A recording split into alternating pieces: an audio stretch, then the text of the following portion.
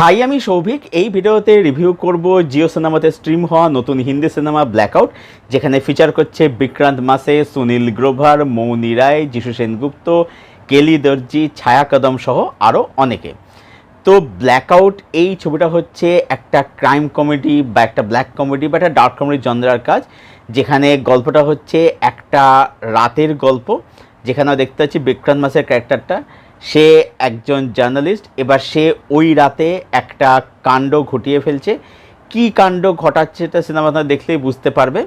এবার একটা রবারি হচ্ছে, ডাকাতি হচ্ছে, এবং পুরো শহর জুড়ে ব্ল্যাকআউট হয়ে যাচ্ছে। এবং সেই রাত জুড়ে কী কী হচ্ছে, কী কী ঘটছে, যাবতীয় প্রশ্নের উত্তর জানতে গেলে জিও সিনেমাতে গিয়ে 2 ঘন্টার থেকে সামান্য একটু কম সময় সিনেমাটা তুমি দেখে ফেলো। এবার ভালো দিক কী আছে, খারাপ দিক কী আছে? আমার কাছে এই ছবির জন্য কিছু ভালো দিক রয়েছে, আবার কিছু খারাপ দিকও রয়েছে। তো প্রথম কথা হচ্ছে, যদি আমি স্ক্রিন প্লে কথা আসি, এই ছবিটা ভালো লাগা বা না লাগা পুরোটাই নির্ভর করছে যে এখানে যে ওয়ার্ল্ডটাকে দেখানো হচ্ছে সেই ওয়ার্ল্ডটাকে তুমি বিলিভ করতে পারছো কি না। ঠিক আছে? তো যদি তুমি ওয়ার্ল্ডটাকে বিলিভ করতে পারো, ঠিক আছে, তাহলে সিনেমাটা তোমার কিন্তু বেশ ভালো লাগবে, যেটা আমার নিজের কাছেও হয়েছে আর কি। আমার সিনেমাটা কিন্তু বেশ ভালোই লেগেছে। সিনেমাটা খামতি আছে, ঠিক আছে, এটার পরে আমি কথা বলবো। সিনেমাটা আমার কিন্তু বেশ ভালো লেগেছে। প্রথম কথা হচ্ছে যে সিনেমার মধ্যে কিন্তু হিউমার কিন্তু ভালো আছে, ঠিক আছে। মানে কিছু একটা হিউমারের প্রবলেম, সেটা পরে আমি কথা বলবো, কিন্তু হিউমার কিন্তু ভালো, ঠিক আছে। এবং সিনেমাটার মধ্যে কিছু পুরনো গান এমনভাবে প্লেস করেছে না, মানে ওতে এমনি হাসা চলে যাবে। কারণ ওই ম্যা সে মিনা সিনা সাকি সে যে খুদ গাছে যে গানটা, যেটা গোবিন্দা ছিল, পদ্মিনী কথা বলেছিল, সেই গানটা যেভাবে আসে, সেই গানটা। তারপরে বাদশাহ সিনেমার টাইটেলটা একটা বাদশাহ ও বাদশাহী গানটা, তারপরে হচ্ছে ছায়া ছায়া গানটা। তো এরকম কিছু গান, পুরোনো গান যেভাবে ইউজ করে, যে প্লেস করেছে, মানে ওতে না এমনি হাসি চলে আসবে আর কি। এবং কমেডি সব না সিচুয়েশানে। এবং মানে যেটা আমি একটাকে বললাম যে এই ছবিটা ভালো লাগা না নির্ভর করছে হচ্ছে যে তুমি ওয়ার্ল্ডটাকে বিলিভ করতে পারছো কিনা। এবার এই ছবিটার সিচুয়েশানটা এমন, ব্লটটা এমন যে এই সিনেমাটা না এরকম ননসেন্স ট্রিটমেন্টে কিন্তু ডিম্যান্ড করে। হ্যাঁ, তো সেদিক থেকে দেখলে স্ক্রিন প্লে কিন্তু ভালো, ঠিক আছে, বেশ ভালো স্ক্রিন প্লে। সিনেমাটা কত কিন্তু বোর কিন্তু একদম করছে না কিন্তু। মানে দর্শক অডিয়েন্স দেখতে বসলো, এক নিঃশ্বাসে ওয়ান গতে ছবিটা কিন্তু দেখে নেবে। এটা গেলো একটা। দ্বিতীয় পজিটিভ দিক হচ্ছে যে ছবিটার মধ্যে কিন্তু পারফরমেন্স কিন্তু ভালো, ঠিক আছে। বিক্রান্ত মাসে, সুনীল গ্রোভার কাছে সবথেকে ভালো হয়েছে। সুনীল গ্রোভার অ্যাকশন নাম্বারে হিরো হয়ে যায় সেকেন্ড হাফে গিয়ে, কখন সেটা বলবো না বা কী হবে সেটা বলবো না, কিন্তু সিনেমাটার ওর রোল কিন্তু রয়েছে। সুনীল গ্রোভারের কাজ সবথেকে ভালো, দারুণ কাজ করেছে। বিক্রান্ত মাসের কাজও কিন্তু বেশ ভালো, কমেডির মধ্যে তার কাজ কিন্তু বেশ ভালো।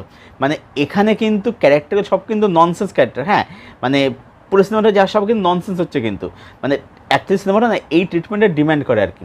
তো বিক্রান্ত মাসে যেরকম তাকে আমরা 12 ফেলে দেখেছি, তেমনি এখানে কিন্তু সেও কিন্তু একটা ননসেন্স ক্যারেক্টার প্লে করেছে। মানে এই লোকটাই যে 12 ফেল করেছে সেটা কিন্তু দেখে কিন্তু মনে হবে না, কিন্তু অ্যাকচুয়ালি এটাই তো রেঞ্জ অ্যাকচুয়ালি, যে একজন অ্যাক্টার সে একটা সাটেল ক্যারেক্টার কীভাবে প্লে করছে এবং তার সাথে সাথে একটা ননসেন্স ক্যারেক্টার কীভাবে সে প্লে করছে আর কি। মানে ফর এক্সাম্পল বলতে পারি যে নাসিরুদ্দিন শাহ একজন টেরিফিক অ্যাক্টার, অসাধারণ অ্যাক্টার, কিন্তু সেই নাসিরুদ্দিন শাহ যখন ত্রিদেব বলে ছবিটা করছে, সেটা কিন্তু ননসেন্স ক্যারেক্টার প্লে করছে কিন্তু, ঠিক আছে, কিন্তু এমন কম্বিনেশন সে ক্যারেক্টার করছে যা আমাদের দেখে মজা আসছে। ঠিক সেই কিন্তু বিক্রম নাসের ছবিটার মধ্যে করছে কিন্তু। এছাড়া যিশু সেনগুপ্তের কাজ বেশ ভালো, মানে স্ক্রিন টাইম কম, বেশ ভালো তার কাজও। কেলি দর্জি, ছায়া কদম গেস্ট অ্যাপিয়ারেন্সে, মানে ছোটো অ্যাপিয়ারেন্সে আর কি, তাদের কাছে বেশ ভালো। ক্যামিও অ্যাপিয়ারেন্স বলা যাবে, গেস্ট অ্যাপিয়ারেন্স বলা যেতে হয়, তাদের কাছে বেশ ভালো। মৌনি রায়ের কাজ ডিসেন্ট, ঠিকঠাক, ভালোই করেছে। আরও জন ক্যারেক্টার থাকে, ওদের নামে যায় না, একজন যে ঠিক আছে ঠাক, মানে ক্যারেক্টার নাম হচ্ছে ঠিক আর ঠাক, ঠিক আছে। তো ঠিক আর ঠাক যারা করেছে তাদের কাছে বেশ ভালো। পারফরমেন্স কিন্তু সবার কিন্তু বেশ ভালো কিন্তু, মানে এই জোনের মধ্যে বেশ ভালো। ছবিটার প্রোডাকশন ভালো, বলবো যে ডিসেন্ট। ক্যামেরার কাজ, কালারটা দেখা, যেগুলো বলবো যে ডিসেন্ট, এগুলো ঠিকঠাক আর কি। লাইটিং আছে দিকটা, এগুলো ডিসেন্ট। এগুলোর মধ্যে খুব বিশালকে প্রশংসা করা, সমাজে রাখার কোনো ব্যাপার নেই আর কি। তো এইগুলো সিনেমাটা কী আমার কাছে পজিটিভ লাগলো। এবারে যদি মুভ করি নেগেটিভ দিকে, ছবিটার মধ্যে না, সেটা হচ্ছে ছবিটা না প্রচণ্ড টু দ্য পয়েন্ট। মানে আমি সবসময় টু দ্য পয়েন্ট ন্যারেটিভ পছন্দ করি, সেটা আমি সবসময় বলি, কিন্তু এই ছবিটা না মানে প্রচণ্ড মাত্রায় টু দ্য পয়েন্ট। মানে একটা ছবি একটা সিনের থেকে একটা সিনে যখন ট্রানজিশন হচ্ছে, যখন মানে যখন মুভ করছে, তখন না একটু ব্রিদিং স্পেস দরকার। ছবিটা ওখানে ব্রিদিং স্পেস নেই, ছবিটা প্রচণ্ড ফাস্ট ফাস্ট ফাস্ট এগোতে থাকে, যার ফলে কী হচ্ছে মানে অডিয়েন্স মানে বোর হবে না ঠিকই, কিন্তু মানে কোনো ব্রিদিং স্পেসে অডিয়েন্স কিন্তু পাবে না। এটা একটা দিক আছে আর কি। আর ছবিটা আমাদের কিছু জায়গা না একটু ক্যারিকাচার, কিছু জায়গায় হিউমার কিন্তু ওয়ার্ক করে, এবং শেষ ভাগে দু একটা জায়গা ছবিটা কিন্তু একটু ক্যারিকাচার হয়ে যায় আর কি। এটা ছবিটার সমস্যা কিন্তু রয়েছে। বাট হ্যাঁ, ওভারঅল যদি বলি তাহলে বলবো যে ব্ল্যাকআউট তুমি একবার দেখতেই পারো। মানে যদি তুমি এই ওয়ার্ল্ডটাকে বিলিভ করতে পারো, যদি তুমি ওয়ার্ল্ডটার সাথে তুমি মানে অভ্যস্ত পারো, তাহলে ছবিটা তোমার বেশ ভালোই লাগে, বেশ মজা দেবে। আমার ছবিটা ওভারঅল লেভেলে ভালোই লেগেছে। তো সব মিলিয়ে আমি ব্ল্যাকআউট এই ফিল্মটাকে দেব 7.4 আউট অফ 10।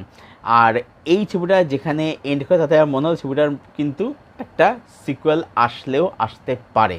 এবার লেটস সি, দেখা যাক সেটা আসে কি না, নাকি এটা ওপেন এন্ডেই শেষ করলো, সেটা মেকার্সদের কল, সেটা তারাই বলবে। তো সেকেন্ড তো পার্টটা তখন সেটা দেখবে, কথা বলবে আর কি। এনিওয়ে, তো এই ছিল আমার রিভিউ ব্ল্যাকআউট এই ছবিটাকে নিয়ে, যেটা স্ট্রিম করছে, ফ্রিতে দেখাচ্ছে না কিন্তু, হ্যাঁ এখন সাবস্ক্রিপশনে দেখতে হবে আর কি। যাই হোক, তো যদি না দেখে থাকো, যদি দেখতে চাও, জিও সিনেমাতে যাও, গিয়ে দেখে ফেলো সিনেমাটা, দেখে জানো তোমাদের ছবিটা কীরকম লাগলো। আর যা ছবিটা অলরেডি দেখে ফেলেছো, তোমাদের ওপিনিয়ন কমেন্টে অবশ্যই শেয়ার করো। যদি ভিডিওটা ভালো লাগলে কী করতে, ভিডিও লাইক করতে, শেয়ার করে চ্যানেল সাবস্ক্রাইব করতে হবে, পাশের বেল বাটনটাকে প্রেস করে দাও এরকম আরও রিভিউ পাওয়ার জন্য। আর আমার সাথে যদি তোমরা জুড়তে চাও, তাহলে আমার ফেসবুক লিঙ্ক দেওয়া থেকে নিচের ডিসক্রিপশান বক্সে, সেখান থেকে আমার সাথে জুড়তে হয়, সেখান থেকে আমার ফ্রেন্ড হতে পারি। দেখা হচ্ছে আবার তোমাদের সাথে পরের কোনো ভিডিওতে। Till then, tata.